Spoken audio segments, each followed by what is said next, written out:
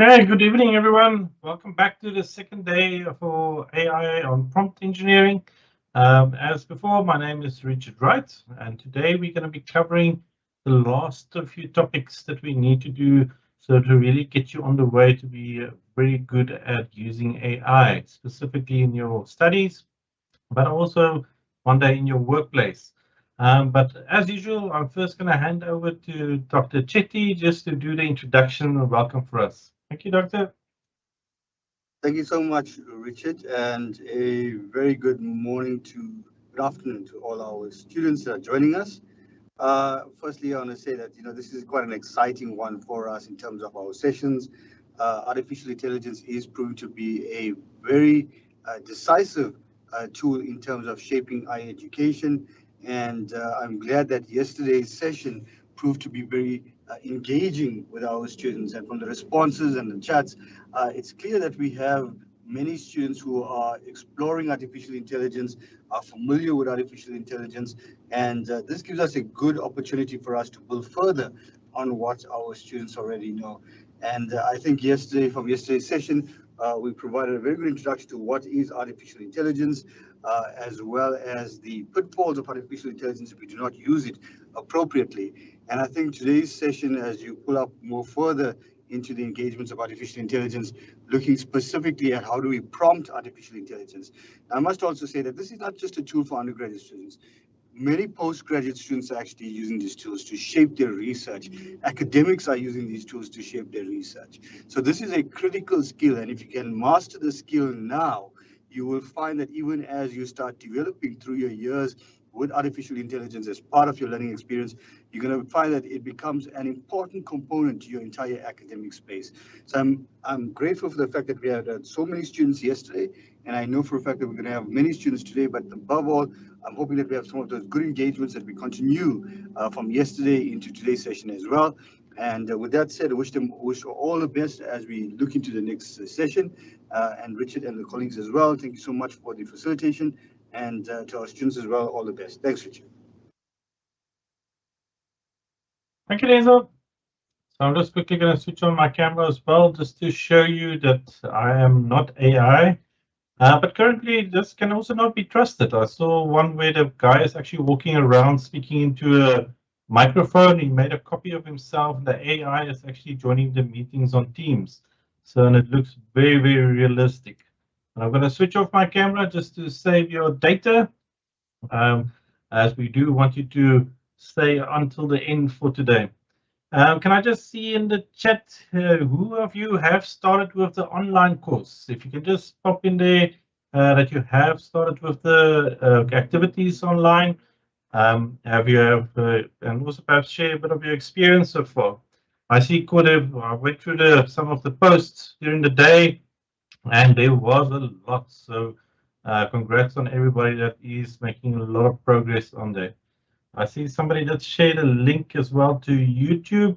So yes, if you're having difficulties with audio or video, please watch on YouTube. But you can still have the chat open on your mobile device if you want to participate in the chat. I see there, Berfa and Nana are still doing day one. Yes, take it slow and easy. Master it as you go along. Take it step by step, and you'll soon be find out all the new skills that you've learned. So just to start off today, we're going to do a quick recap of day one. There's still a last topic that we have to finish on day one as well, that we've just quickly finished up. And then we'll dive right into prompt engineering, what it is, why is it so useful skill to have, to really make sure that when you use these AI or generative AI tools, that you actually get the best quality outputs. So just remember, the site is currently very slow. I just went on there. I think there's quite a lot of people on the site currently joining or watching on YouTube. So yes, if once it gets a bit faster, you can follow along with the activities. But otherwise, just sit back, listen to what we say, engage in the chats, and then afterwards start with the activities on the course itself, and that will really cement in everything that we are going through. So as usual, By now, you should be enrolled in the course. We actually, the links that we share takes you already to the course. So you should just remember always to sign in with your My Life email. So you'll always select yes, you are UNISA student. And then the first time, you just need to click on the enroll button. But we will share the links to the course later on just so to make sure you've got it. Now, as we mentioned yesterday, we started with, just introductions. We looked at generative AI, at the history of it, and perhaps how you can use it in education. We delved into responsible AI use that we're going to finish up now. And then we're going to jump into the prompt engineering. So as I mentioned yesterday as well, remember you do need an internet-enabled device when you do these activities and the course, as all of these online AIs are basically just hosted online.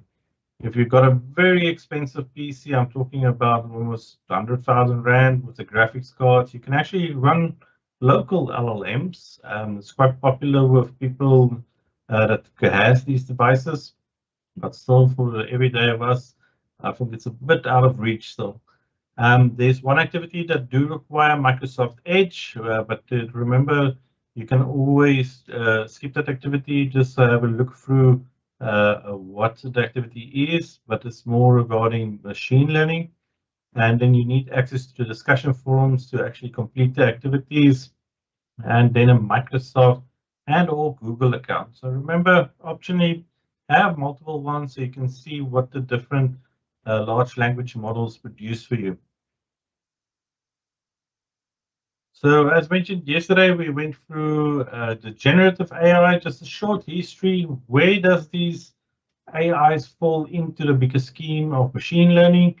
What are the different types of generative AI that you can get these days? We looked at GANs, that does images.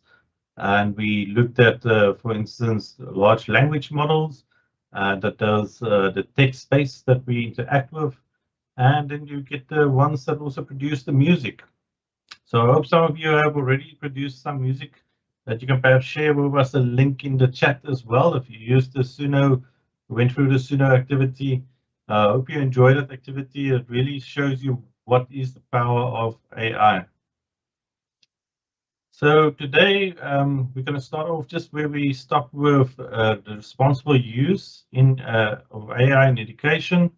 We had a look at quite a few of the topics, where you actually learn that you have to make sure the data is accurate, it's relevant data, cross-referencing is so important. How you prompt it, you won't just put in the question of your exam and take the answer. It's more like a tutor, which you will ask advice to really enhance your learning. So, especially when you're working with AI data, this is some key things that you need to ask yourself, and we'll go through them one by one. The first one, is the data accurate? Does the information align with what you already know or have verified through other sources? More specifically through academic sources. So just to make sure that you do, remember we looked at it can hallucinate, it can give you false information. So you have to know still when you get information out of AI, you have to be able to verify it. So this is an example, if AI provides data about agricultural practices of Africa, verified by checking, local agricultural articles or research publications to ensure that the information is suitable for the specific region. Because remember, it's trained on a vast amount of information from all around the world, and sometimes it can perhaps just give you the wrong information for a very specific environment. Then also, is the data relevant? How relevant is the AI generated content to your specific question or problem? If AI suggests using specific crops for farming, consider whether these crops are relevant to the climate and soil conditions in your local South Africa region. So remember, it's also, I want to bring in the accuracy of it. As we heard or learned yesterday, these AI models are trained, and it takes a couple of months for them to actually be trained. So the information they have is also always out of date.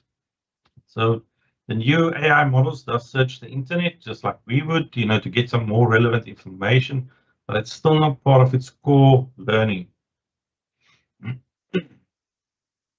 And then, as always, what are the limitations? Consider the limitations of AI in understanding context of producing quality information. Uh, so AI might not fully understand the cultural practices or socioeconomic factors that influence farming in the Africa communities. Be mindful of these limitations when interpreting AI-generated advice. One of the interesting ones we did when we were developing this course, we actually, one of the colleagues, they're from KZN, he, for instance, asked the AI to explain step by step what is the customs for getting married in the Zulu culture. And it actually gave quite a good overview, the steps that's involved and all of that. But he soon realized there's very little things missing, and those things are not generally documented. So obviously, it draws the information from what's available online, and somebody has not perhaps gone into so much detail to write articles about, the finer, I could say, nuances within that traditions. So it still has these gaps, and those gaps is something that we, as Africans, must try and complete, so its future models are more accurate in terms of our data and views. And that's why it's so important that we become active in these online communities, put out research that is open, so it can actually become part of these models in the future.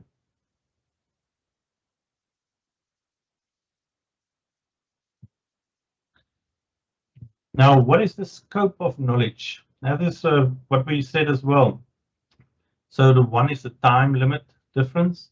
The others is what type of information was it trained on? So, for instance, if it does it actually have access to all the medical data, so it can actually give you a good medical advice. Google, for instance, is working now specifically with hospitals and doctors to build a model that's specifically for diagnosing people. So obviously they provide information that is, how can I say, private actually information that they have within their institutions that they now make available for it to be trained on, so it can be available to doctors. So the general ones, as we mentioned, scrapes basically everything that's available openly online. And interestingly, what happened after ChatGPT, the first one was released, a lot of the information was scraped, for instance, from Twitter, Facebook, and Reddit was a very popular one. And all those people actually realized, wait, our data is actually very valuable. So they all locked down their APIs and the way it can be accessed. So that's why they say ChatGPT, I think the third one that came out was actually the one trained on the most available data. Everything after that now has to train on less data because nobody wants to just freely give their data away to these companies. So, for instance, if you follow the news, for instance, the one from China that made quite a big breakthrough was DeepSeek, that came out very cheaply and very, how can I say, can do quite well all the tasks it does. And what they actually did was they didn't use the data directly from the internet. They actually prompted the old ChatGPT free to get the data out of there because the data is now so much less than the publicly available data. So always just take that in considerations, what was it trained on? What is perhaps also the filters that's being placed on them? So this was what we covered mostly yesterday. So remember, when you go and work with AI, especially in your education, um, to consider ethical considerations, the way you approach it. Remember, it's there, so you should use it so you can grow. Because if you are just going to be using it and it does everything for you, basically your brain is just going to shut down your creativity, your critical thinking, and that's something that you want to actually build up. So use it as a supportive tool. Um, talk to it back and forth. A lot of the things that we use for, when I even develop something on it, it's a back and forth communication. It's you change something, you review it, and it helps you to obviously create something a lot quicker and also improved, because it's basically like you were working with somebody where you throw back and forth ideas. And the nice thing about it, it's always available. And we actually in this unit going to look at role-based prompting to AI. So you can actually prompt it so it takes on the role of a tutor, for instance, or it can take on the role of where it explains to you information on different levels. That's also what we touched on yesterday, where you would, for instance, ask it, explain this topic to me like I'm a 5-year-old, and then it will give you a very visual explanation, using images. Imagine space, and just something happens within space and in time. So it gives you a very visual image that usually almost like a children's book. And then you prompt it, explain it now to me like I'm a 18-year-old. So obviously it will use more language then, more verbal, text-based imagery, but it will be basically you build up onto what you already have. And then finally, that's when you actually get a very good understanding of a concept. And then you ask it, now explain it to me on academic level. Then it starts using academic terms. But then you've really built up that foundation, so you can really lock it down for the future. So the next unit, we're going to start now with the prompt engineering, and also give you some tips on effective prompting when working with these types of tools. And it's very interesting. You get people, they use, for instance, ChatGPT, they use Copilot, and they say just this thing doesn't help them at all.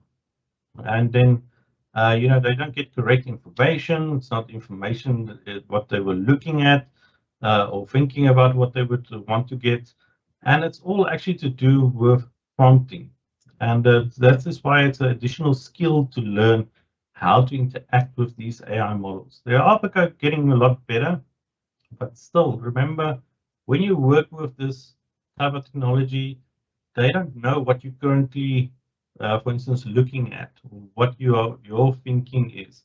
So that's why you have to give that context within your prompt, so that it knows exactly how to build up from there. So this prompting will really help you to get accurate, relevant, and insightful responses from AI. And sometimes, you can get such a good response, then it's also good to actually save the prompt that you used. So I just want to make sure, just give me an indication in the chat, what is prompting?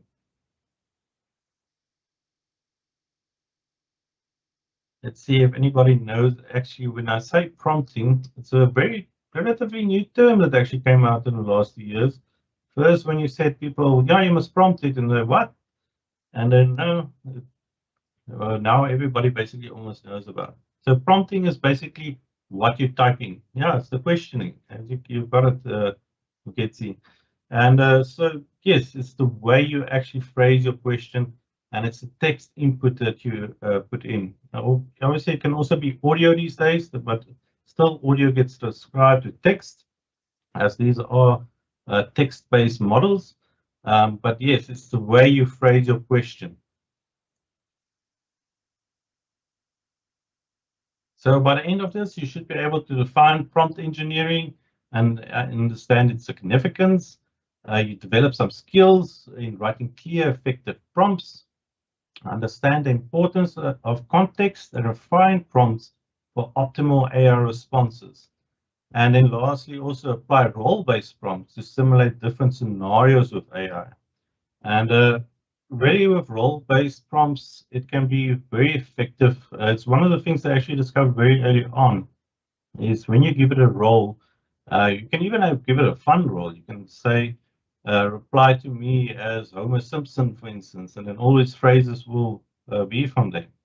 But by having that very clear context, they limit also, how they respond to you. So you can say to it, reply to me as a tutor. And another one say, okay, reply to me as a student. So now you've got different viewpoints already when you ask your questions. So when you ask the one, the other one, you can actually put those questions back and forth and get very good results.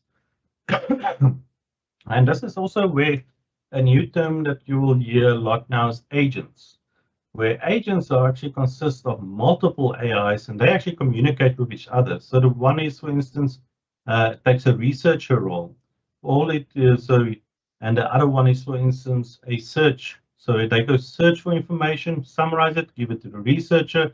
The researcher takes all the information, puts it together. So this is when you hear that word agents going around now. There's actually multiple models working together to solve a problem, and they are getting very effective at what they do.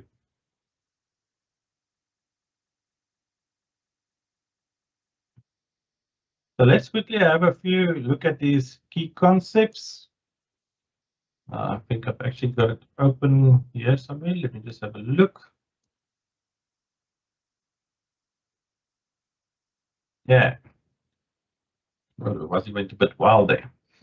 Okay, so prompt engineering is the process of crafting effective questions or instructions to guide AI towards providing meaningful and relevant responses.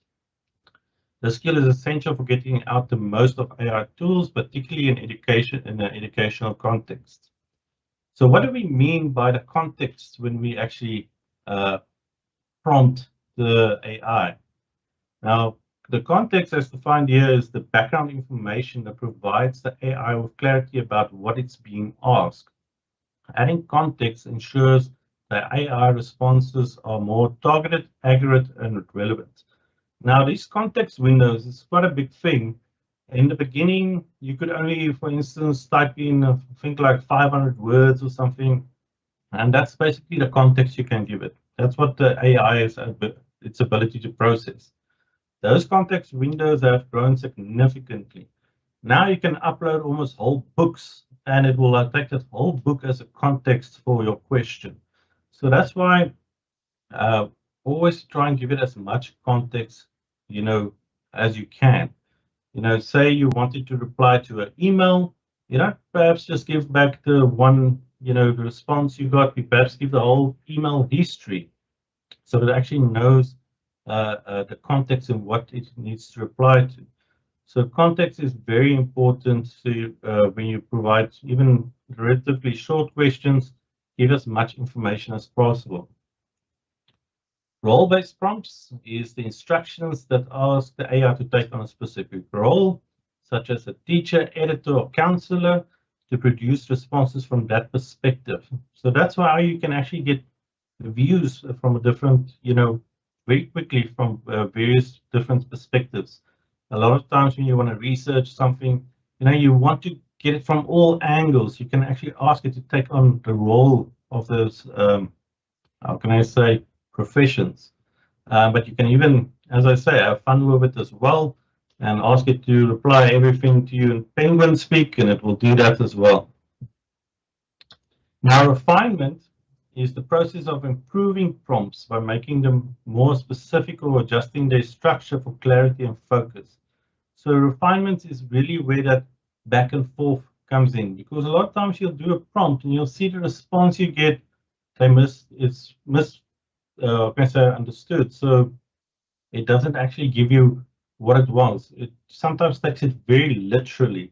So that's where you then refine your prompt a bit, to guide it as well into the area of where you want it to be in terms of its role when it provides you information. Now, instructional language is actually very effective when you're working with LLMs. A lot of times you'll ask it something, give me a list of all the provinces of Africa, and then the AI will start going, telling you about the provinces, telling you about South Africa, and give you a lot of information that you actually don't want. But when you do very specific instructional language, like just list, compare these two, analyze this for me, that's when it actually will give you just the information that you require. because AIs do like to produce a lot of data, and a lot of times it's just one sentence within all those paragraphs that it gives you that you actually want. Now keywords. Now keywords is very important. Comes back from research as well. You'll see abstracts always have keywords, and that's the how information is found relatively easy. Now, in terms of keywords, when you're prompting, is use specific words that you perhaps want to target. You don't keep it too broad. So you take keywords that's relevant to the topic that you want to search about or find out about. And as we mentioned, these AI models are trained on a lot of information. So if you, for instance, give it a very specific keyword that relates to that specific field that you're looking up for, perhaps, it actually gives you a much better and clearer answer, because else it might mix all the information from different areas where it draws information from. Now, structured prompts are, they are organized and formatted clearly for specific tasks, such as the problem solving, creative writing, or instructional tasks. So you can almost see this as taking a type of role, but you just structure your prompts very clearly to with the required information, and it will help you get better responses. Now, as we talked about, iterative refinement is when you actually go back and forth with the AI until you get it where it actually produces the information that you want. And the learning level adjustments, what I cover earlier as well, we actually ask it, to explain things in a different level or different context. And it really helps you to understand topics when you actually work with these AIs. Now, we will have a look later as well as voice and multimodal prompts, using voice inputs or combining text with images or documents. I'll show you how to, for instance, upload a document and ask questions regarding the document. What came up yesterday as well, when somebody asked, how can I upload my study guide, for instance, and get a summary of the chapters, or maybe you want the chapter explained as a, more as a novel that you can read. There's so much opportunity when you work with these documents. And then, as always, designing prompts that avoid biases. Yesterday, we learned about the biases. Where does it creep in? And we, by using it, adjusting for that, to prevent it, that's where you can get a more accurate information. And that's also, when you prompt it to give that wide context, so it knows exactly in which setting it is currently working.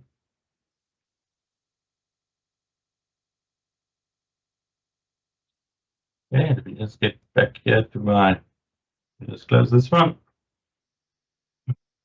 So these are, the roadmap to effective AI prompts is, to understand the capabilities, be specific and clear, use the right keywords, structure your prompts effectively, provide context when needed, iterate and refine, and use direct commands for actions. So we'll go through a few examples of as we go along. But as always, know what the AI capabilities are, and we'll actually go, when we do some of the examples, we'll reach some of the limits of some. We will then rather use a different AI, basically. I familiarize you with its strengths and weaknesses. Some of the AIs are very conversational. They'll give you, if you want something very, I can say plain language, they're very good at that. Others are more better at formal writing. So just familiarize yourself with these different AIs that's available, and you'll soon realize the one that you prefer and what's also the correct one for what you're working on. And that's why, if you are a tech enthusiast, or even just, you're using these tools, just read a bit about the news of what's happening in the AI world, what new models are being released, because it's such a fast-moving technology currently. Every week there's something new. I remember at the beginning when it started, everybody was writing articles about it, and the next day that article was outdated. So, no, it's a very fast moving industry currently. Now, what do we mean by be specific and clear? Ambiguity can lead AI astray. Clearly define what you want the AI to do. So let's take this as the background. You want to visit Johannesburg as a visitor to learn more about the city's culture or the city's culture. So you perhaps give a vague prompt. Tell me about Johannesburg. So more specific prompt would be provide a summary of key tourist attractions in Johannesburg, focusing on cultural enrichment. So let's have a look. What happens if we actually do these different ones? Let me just quickly get this idea.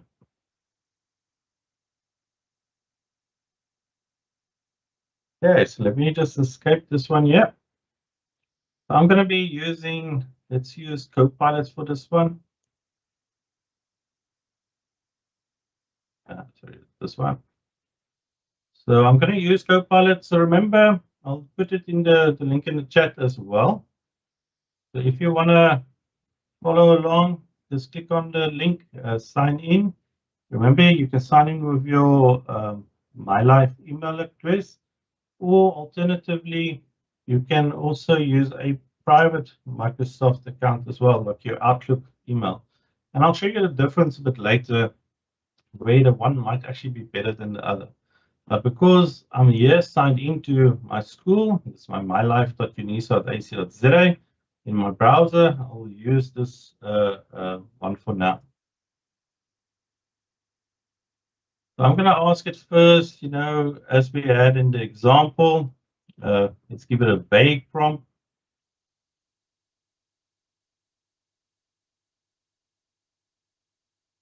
Yes, tell me about Johannesburg. Now remember, we want to visit Johannesburg as a visitor to learn more about the city's culture.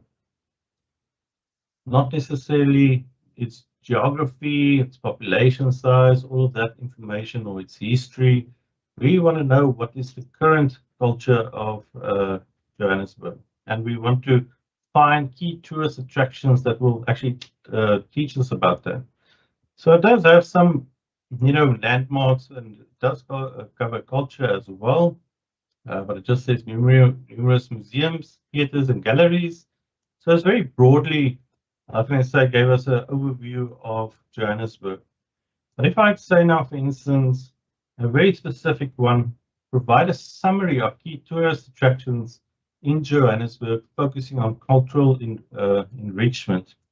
Let's see what the difference will be. See now, it actually goes out to search on the internet to get more relevant information. So you can see this is the information more that we are looking for. Where can we go visit the museums and what is the latest attractions? Well, this one gives you more overview of Johannesburg. That means you have to now go through this and filter the information until you actually find what you are actually looking for.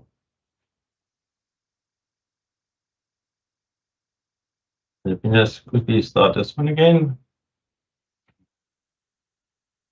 So yes, always be very specific and clear on what is the information that you actually want regarding a topic. And don't just give it a term and then expect it to actually give you information relating to one aspect that you're looking for. Then the second one is use the right keywords. So incorporate relevant keywords or phrases. Helps the AI better understand the prompts, context, and desired focus. So if we look at this, you are researching the possible impact climate change has and human activity have had on recent increases in natural disasters in Africa. So you are researching the possible impact climate changes and human activity have had on recent increases in natural disasters. So already There's quite a lot of areas that gets flooding and all that kind of thing. So we want to find out now, but we specifically want regarding climate change. So that's a keyword, human activity. So basic prompt would be, why did natural disasters increase in South Africa? So let's have a look at what we get if we put in this vague prompt or basic prompt.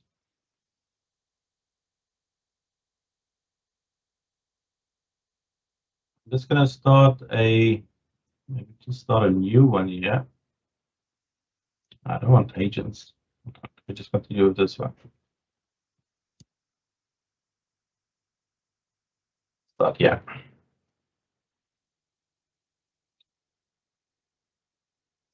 Now, one thing I can also tell you is, sometimes you'll talk back and forth to AI, and then it just starts, also, can I say, not giving you effective information or good information anymore. Then it's actually a good time just to start all over again. Take what you've learned, go to the next one, start afresh. So this one already gave us some, why did, the factors that impacted it. So it's got actually climate change, and it has human activities very shortly here. But remember, we want to know specifically about climate change and human activities. We're not necessarily interested in all the other factors because we're researching this specific area of the climate change or the increase in natural disasters. So let's try our more specific prompt.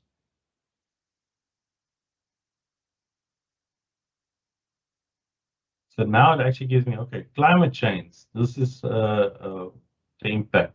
Human activities, what is that impact? So now it's very on to the point of what we are actually looking for. So use these keywords, even if it's, searching for a specific topic like photosynthesis, you'll say you want to learn about this aspect of it and not just explain to me the whole process. I wanted to delve in a bit deeper and get that information.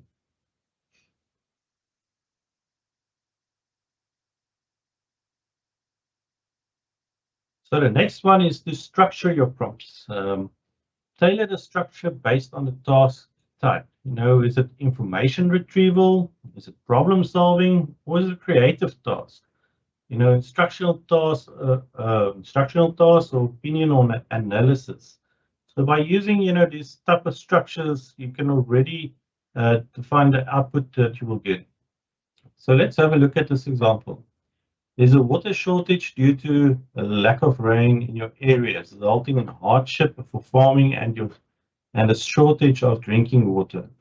You want to know what can be done to alleviate the water shortage in your area. So this is what you want to know. Unstructured prompt, how can I alleviate the water shortage due to the lack of rain in my area? So let's see what it will give us if we use this one.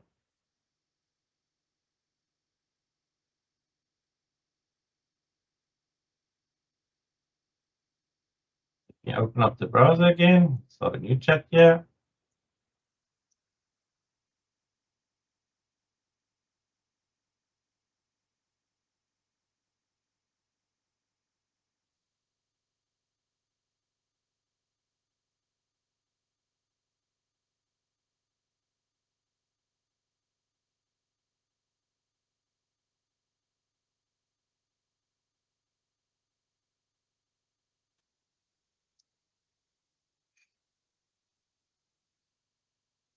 Now, as you can see, it gives you a very broad, water conservation methods, alternative water sources, but it doesn't really know where we are. For instance, condensate capture, maybe we're in a very dry area where that's not really an option.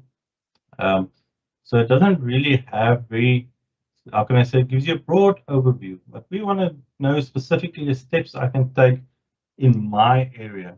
So you'll notice this prompt that we put in then is, what steps can I currently take to alleviate the effects of farming and drinking water due to the lack of rain in Kakamas?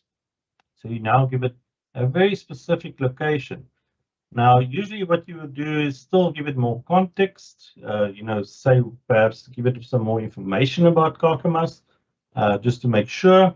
A lot of times it does actually have, uh, um, it can actually pick up Kakamas. South Africa is a very dry area.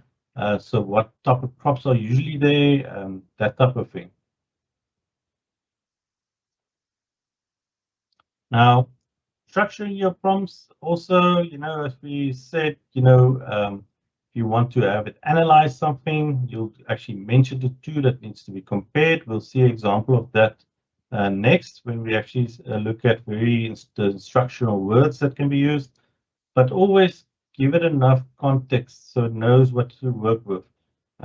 It doesn't always know where you're staying, doesn't know exactly, when you give it a vague answer, it will just give you an overview about water conservation, but you want to know specifically what you can do. So then we'll go give you a lot more precise and accurate information.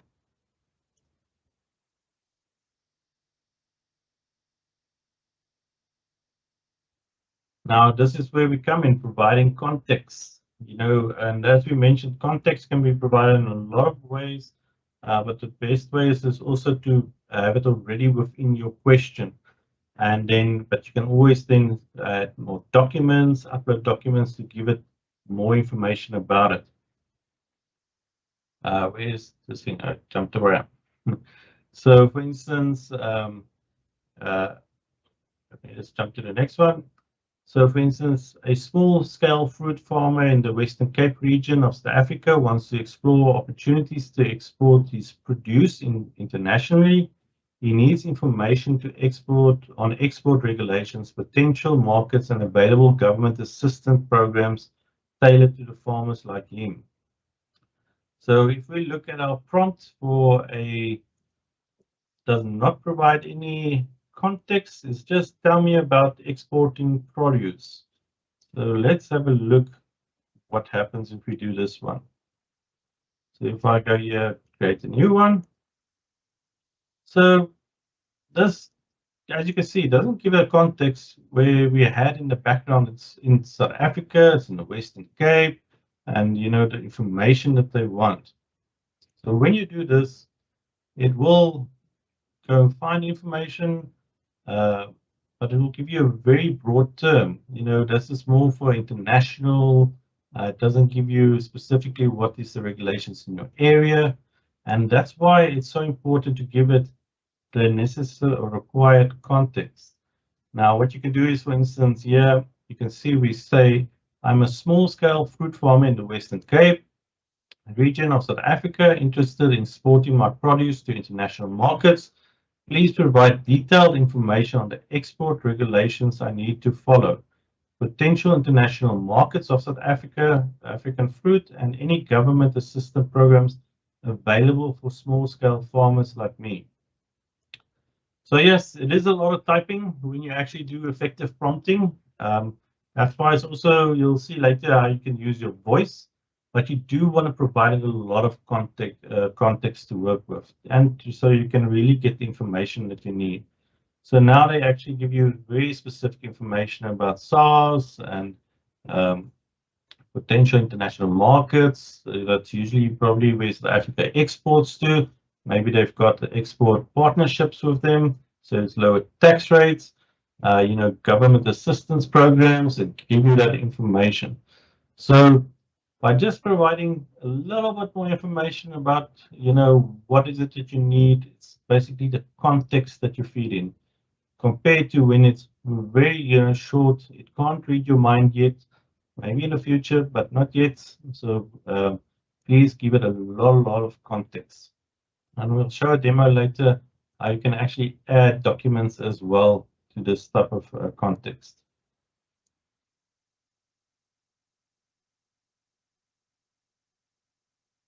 Now, as we had previously, iterate and refine.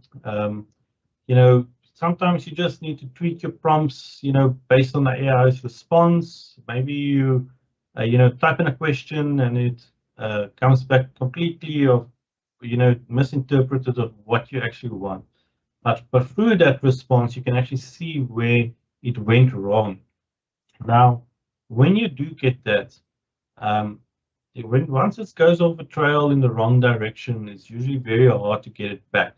So that's when you rather than start a new session, do a new prompt, and then you will actually, until it gives you the correct information. Then it's something that you can work with, where you can then start refining onto that. But be aware, if the first response is, not what you want, most likely the responses that's going to follow, it's going to be staying within that groove, you can basically say. So let's look at the example. There's a water there's a water shortage due to lack of rain in your area, resulting in hardship for farming and a shortage of drinking water.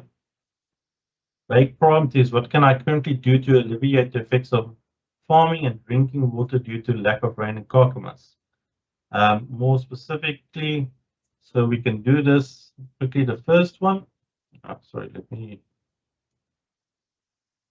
it's almost building on top of the one that we had previously. Let me just pop in this one over here. Start a new chat.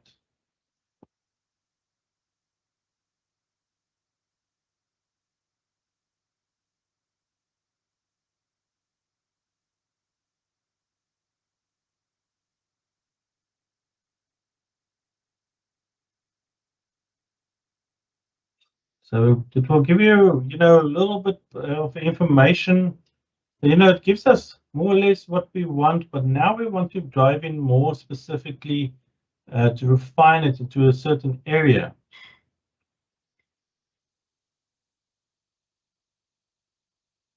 So you can see already here, it tells you about community initiatives. So now we're going to refine it a bit. Now we're going to ask it, tell me specifically a community water project, how they can actually be implemented. So we've already got our first prompt that gave it quite a lot of context in the area. It's very structured. And now we actually want to refine this information. So we do a second one on top of that. So it's going to take what it's produced earlier and then just go into more specific detail onto that.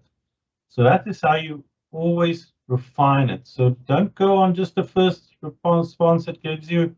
You actually go through it. You'll perhaps identify key areas, such as, for instance, in this one, community initiatives.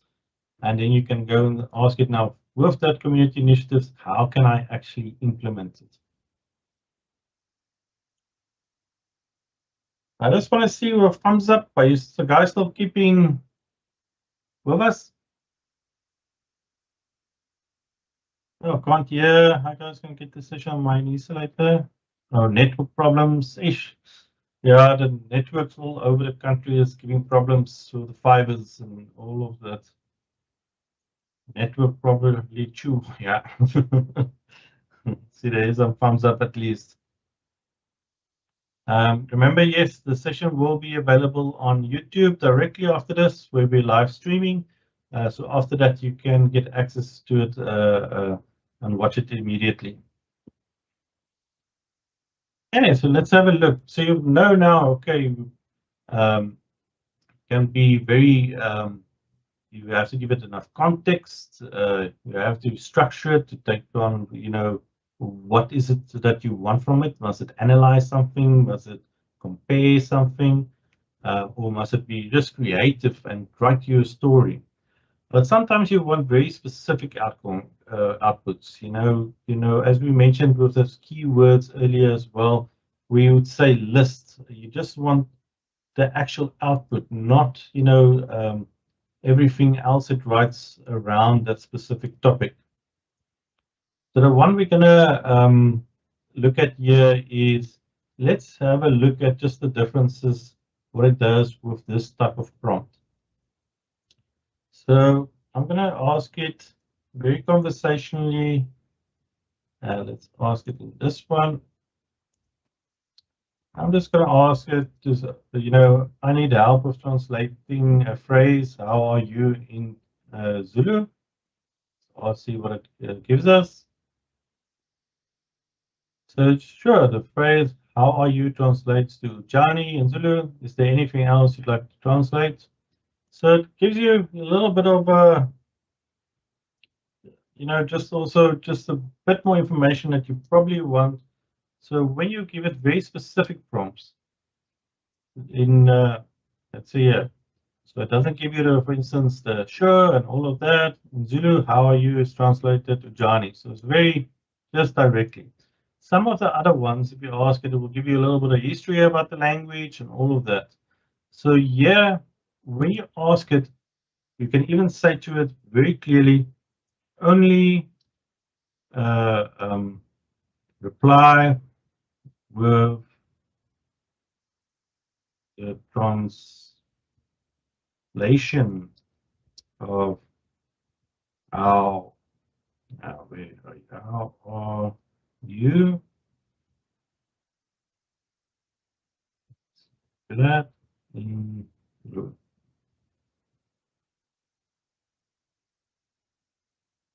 So there you go. Just one word, Johnny.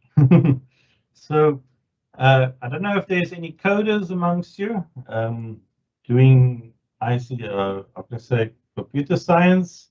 When you actually do code, or even if you want to create something like graphs, telling it just provide the code or just do this. Without the narration around it, it gives you very good code or very good diagrams and things like that. So even for the ones that are non-coding, a lot of times you want something, you just list it, and it will give a long spiel about why it's listing it this way and that way. But sometimes you just want the information, so you just say, just provide that for me, and it will actually just follow along with your instructions.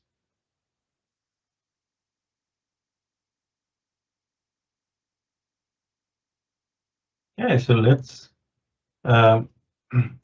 So yes, so some tips just for learning with AI. Explore AI documentations. Just so you know more or less what is its capabilities. Can it actually generate the image for you? Can you upload documents? Can you put in images? Can you do voice narration? And also, what has it been trained on? What was the last update date? So that if it will give you relevant information.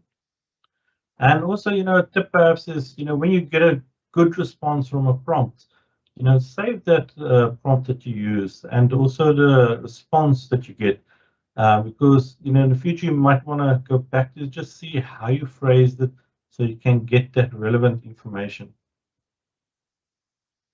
Now, as we mentioned, you can add a lot more context by uploading documents and then or even images. So really, you can enhance your prompts by providing additional context through documents and images. So for instance, the one we did on the Western Cape, we could actually have already given it perhaps some of the regulations in this area to specifically so it knows that information. If you perhaps, for instance, doing research, you will upload the various documents of what your findings are, and then ask it to summarize it for you, because then it's got all that information. So you don't need to type it all out in your prompt that you do for it. So if you upload a PDF document, of a scientific article, you can ask it to summarize the key findings of the study. Perhaps even focus on specific areas. You can even just ask it to explain it to you, or a lot of times when you do research, you go through various articles just to find out that this article is not actually what you were looking for. So by just uploading quickly and say, does this actually pertain to my study? You'll perhaps upload your studies, your scope as well, and then it will actually, look through that and actually tell you directly if it is applicable and perhaps what areas you can actually use from the paper. And these days, it's actually very good at understanding images as well, even flowcharts. Where you can actually ask it to explain, the steps of this flowchart in simple terms, perhaps. And it will, actually scan that image and give you all the information from there. It's also very good actually at taking images and getting the text from it.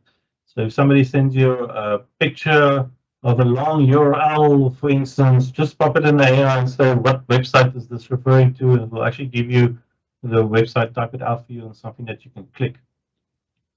So let's just quickly have an example on this. So I'm just going to open up, let me open up this one.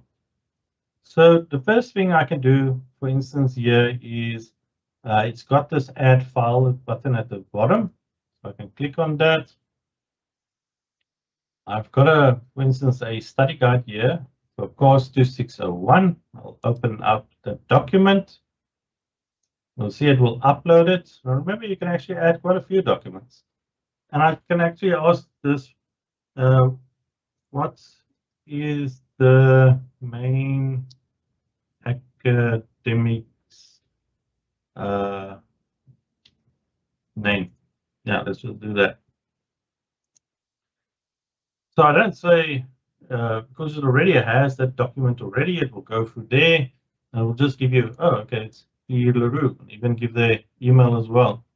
Now we can ask, what is the assessment plan?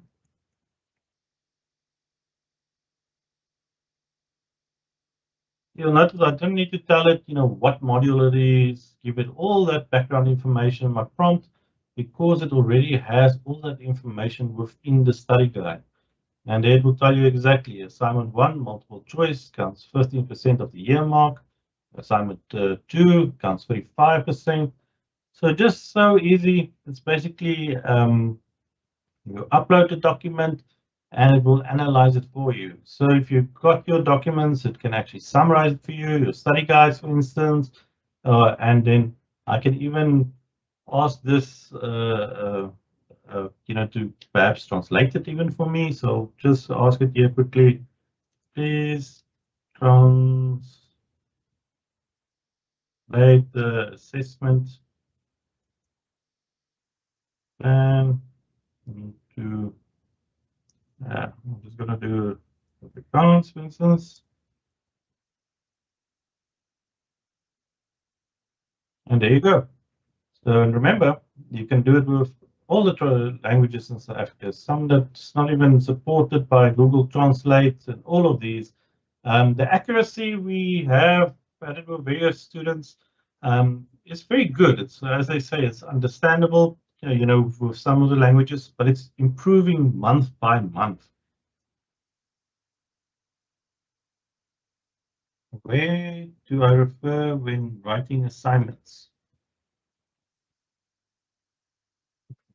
I don't quite understand the Zimba. Maybe just rephrase it a bit. Okay, guys. So yes, so as you can see, very easy. Add a file to it. Now I've got an image that I want to upload, and this is one. You'll notice I'm still in Copilot. This is part of my Microsoft 365 with my life. Now, when I upload here, you'll notice I've got an image in this folder, and it doesn't support it. So it only supports these file types. It's more text-based, like PDFs and Word documents, PowerPoints, and all of that, but not specifically just images. So I'm going to switch over to this one over here. Now notice in this browser, I'm logged in with an Outlook account. I can also use, for instance, Google Gemini. Let's try Google Gemini. Let's see if it's got the capabilities. So Google Gemini, obviously you sign in with your Gmail address. So let's add a file here. Oh, and I can add an image. So the reason why this one, the difference why we can't add images to this one specifically is, remember this Copilot runs within UNISA. That's why you sign in with your MyLife email. It's on a corporate website. So everything you do here does not get tracked. You've got some additional privacy issues. It can actually find some information within the institution as well and provide information on that. So the features usually on these ones, although one day we'll probably in the next month or two have images, it goes through a lot more security checks before it gets allowed within the institution's area. So sometimes it is then better to use a personal one where you can have all the latest features. So I can, for instance, now upload an image. So let's go here from our examples. And I can ask it, please explain this diagram. I am a 6-year-old.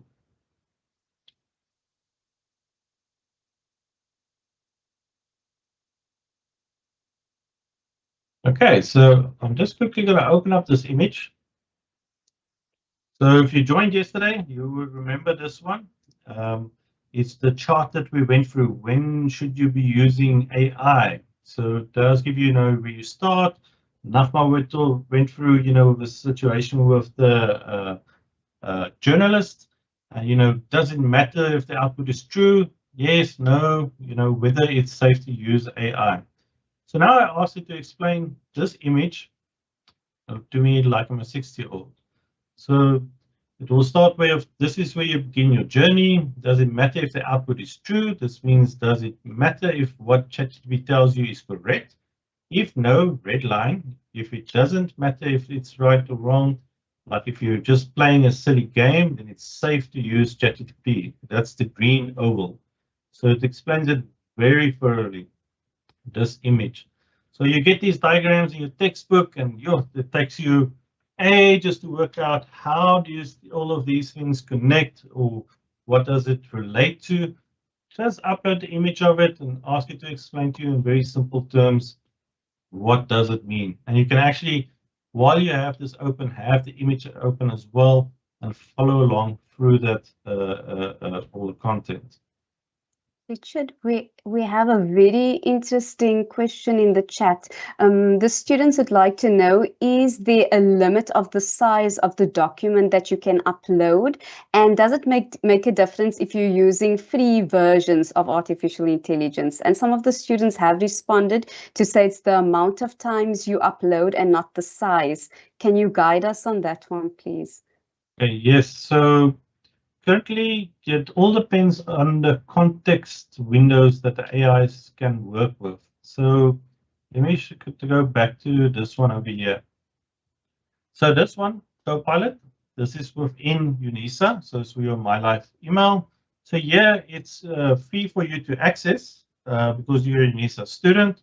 And yeah, you can prompt quite a lot. I don't think actually it has a limit anymore.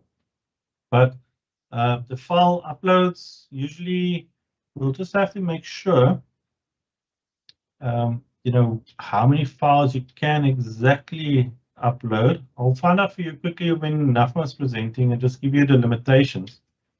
But yeah, you can actually upload quite big documents, but don't, I would say, still keep it under 300 pages.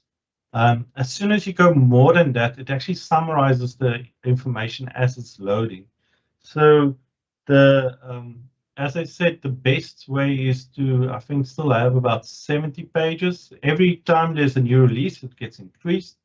But usually you want to keep the documents as small as possible. Rather, upload a part of the document and then later upload another part of the document. If you're going to be using the free version, then obviously there's a lot more restrictions. Usually you get limited per day, how many prompts you can do, and it varies from, Google, Copilot, all of the ones that's available. And usually they'll have a limit, for instance, 10 documents and no bigger than, I think the last time I saw the limit was something like 50 megabytes or something like that. So just be aware, each one of them will have different limits when you use it. The best one for bigger documents are things you'll use, for instance, your My Life one. But if, as you saw now, for instance, here we can't add images, so then you'll jump to perhaps the private Gemini or your personal Outlook account as well. But I'll just have a look what is the limitations currently for these ones and post them in the chat. Thanks, Nafma. Okay, so we actually added the demo of the documents and images. You see how easy it is now to upload new things and get explanations about it.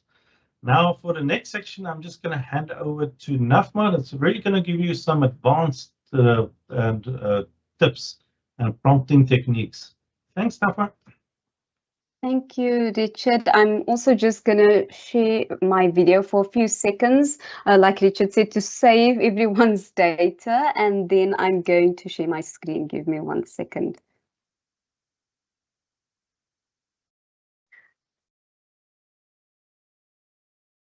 Okay, so I'm going to be going through using, or let me see, Richard, you can see my screen already, correct? Yes, okay, there we go. Okay, using prompts to explain your topic in your home language, prompting the AI to take a certain role, benefits of asking for explanations at different levels, and techniques for refining your searches. So all of these are advanced prompting tips. You'll notice that Richard already touched on a lot of them. So I'm not going to spend too much time, because at the end of it, I really want us to take a look at another way in which we can use artificial intelligence. And it's a... Richard? No, sorry, will you just reshare your screen? It's for some reason not coming through. No stress, Richard. Give me 1 second. Let's see. There we go. Okay, thanks, Richard. Okay, so let's go through the advanced prompting tips and tricks, right? So the first trick that we look at is, Richard, I'm seeing the same problem. Okay, I see it's moving along now better. Okay, when it comes to prompting AI to take on a certain role, Richard spoke about this a little bit in the beginning of it. Artificial intelligence is very specific, but that's a really good thing, because that means you can tell artificial intelligence, today I want you to respond to me as if you're a counselor. Today I want you to respond to me as if you are a teacher, or you can even really say as my best friend, or for example, a specialist. So for example, if you are studying a specific field, you can say, okay, as a professor in the humanities, for example, please respond from that specific perspective. When you do that, it automatically indicates to artificial intelligence that it has to provide you with specialized information aligned to a certain answer, and that can really help you. It can also actually cut out the time that you spend on writing your actual prompt. So when you're writing your prompt, Richard showed that sometimes we've got to put a lot of information to be specific, and in a lot of cases this can help just a little bit, because that information is insinuated, or it is referenced when you indicate, or when you ask that artificial intelligence to take on that specific role. When you're also taking that specific role, ask the artificial intelligence then to go a bit further. So you get your first response, ask for refinement, or ask for simplification. Sometimes it's best to use a scaffolding or building technique, where you start off by saying, okay, explain this to me in a very basic level.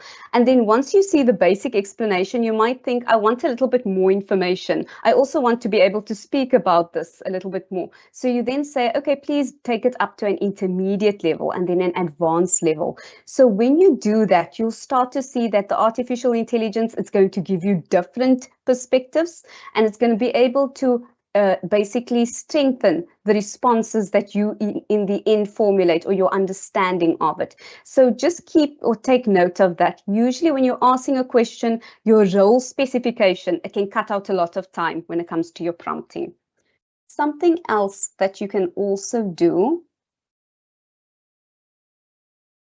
I'm seeming to have a bit of technical glitches, Richard. Are my slides moving? We're currently on slide 1. Yeah, I'm noticing. Let's see. Okay, there we go. Oh, there we go. Slide 2. Fantastic. Thanks, Richard. Okay, the second one is the different learning levels that we're going to ask at. So, for example, you can say beginner level that we referenced. You can then say advanced level. You can also reference the different language levels. If you're learning a language at a very basic level, you can ask for an explanation in a basic level of that specific language. If you're learning a language, or it's your specific home language, you can then ask for an advanced explanation. you can actually really make sure that you understand something, and that's a major advantage. I saw in the chat a lot of students were asking, how does this really help us in our studies? And one way that it helps you, it's almost like you have your own personal teacher. So sometimes when we go through our study guides, we'll see it's filled with jargon. There's a lot of really big and scary words.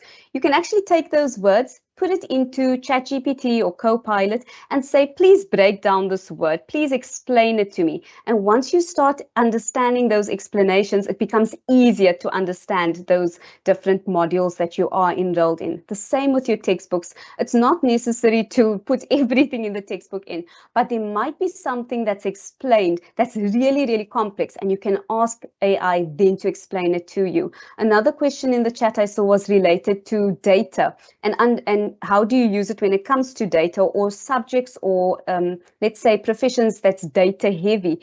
And what you can actually do is you can take the data that you have, or if there is data that's provided, and you can ask it for a explanation, a literal explanation where it puts that data into words.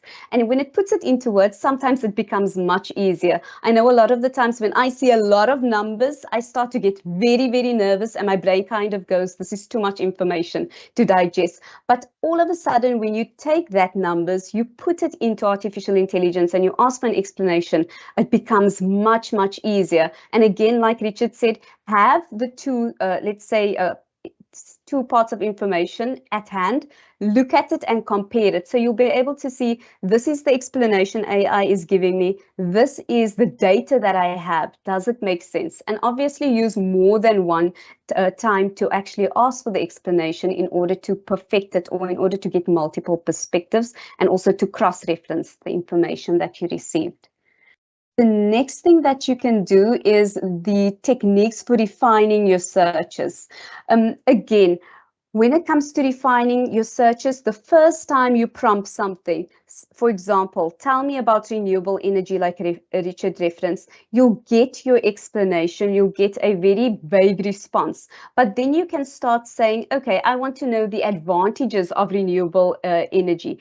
Then you can go further. You can say, I want to know about the advantages of renewable energy in South Africa. And you can take it further and even go to your own specific city. And in that situation, you really start to see how you are getting a better and better explanation. And as you go on with your research as well, you're going to see that that refinement is necessary. So we can't just say this is good or that is bad. We've got to say how something is good, what makes it good, and in what context is it good, but in what context is it also bad.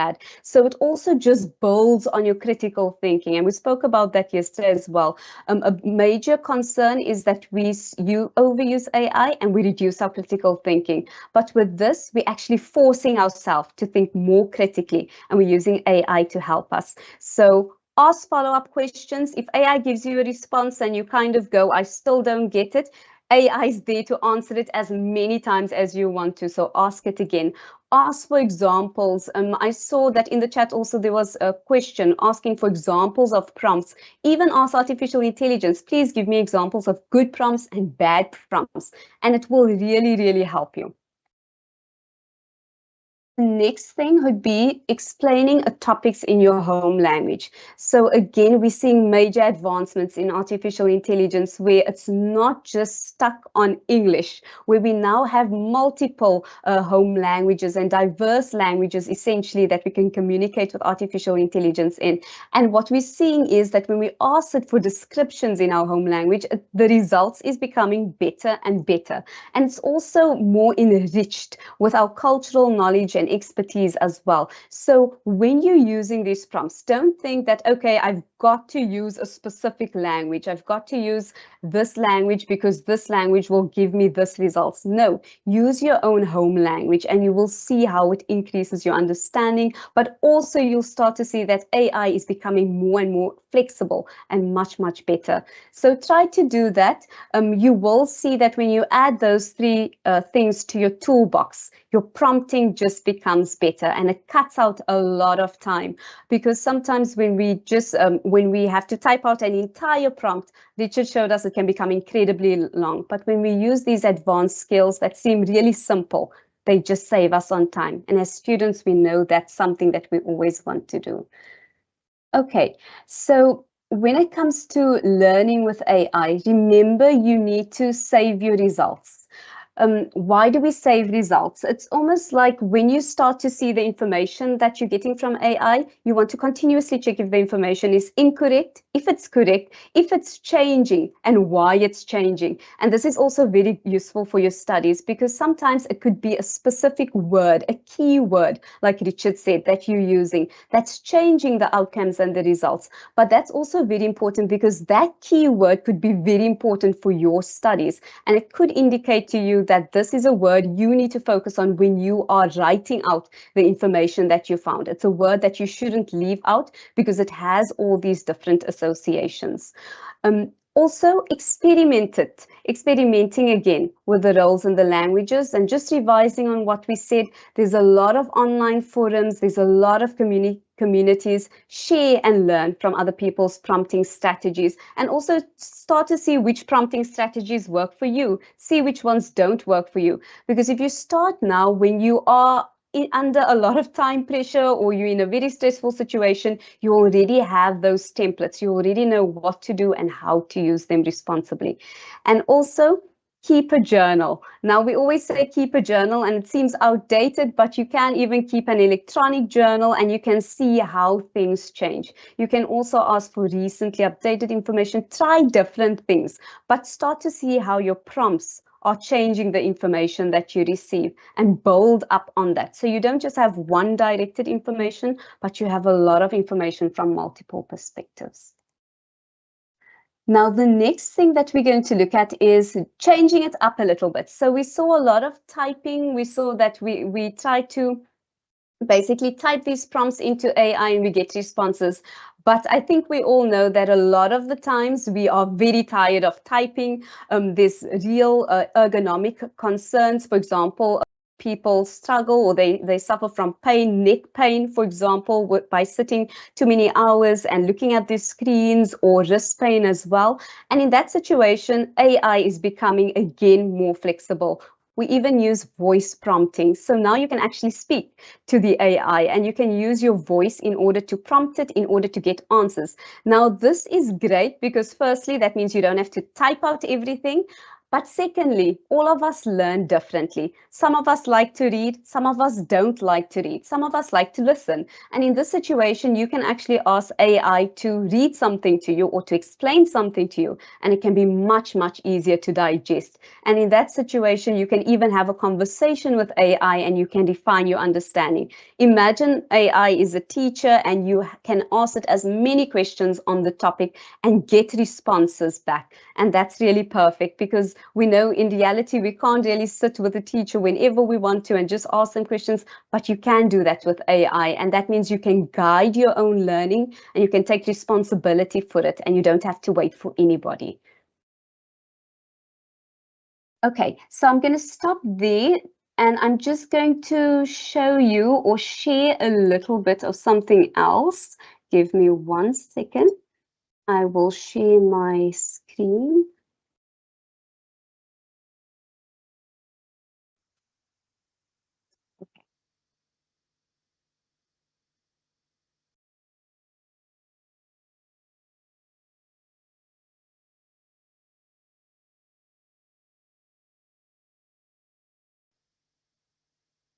Okay, you should be able to see my screen now, right? So what I've got in front is our Copilot again. But this is it's different functionality or a different way that we can use Copilot. It's a way that we're going to actually use our voice. Now, before you try it out, do try to log in with a personal account, because if you're using an account linked to an organization, it might be a little bit difficult and can also block your ability to use your voice recognition. So we're going to try something. I don't know, Richard, maybe we can ask everyone in the chat, or maybe I can ask everyone, is there anybody that's afraid of, let's say, dogs, for example? Richard, are there many people in attendance that's afraid of dogs? see some hands going up, so maybe. So maybe, okay, I know Yes, Richard a lot of loves thumbs dogs, up. so he's going to disagree with you, really. But okay, so let's do this, right? Let's ask artificial intelligence. You will be able to hear it in a second. Let's ask it a question. Hi again, Nathma. Let's get started. Hi there. I just want to know, are there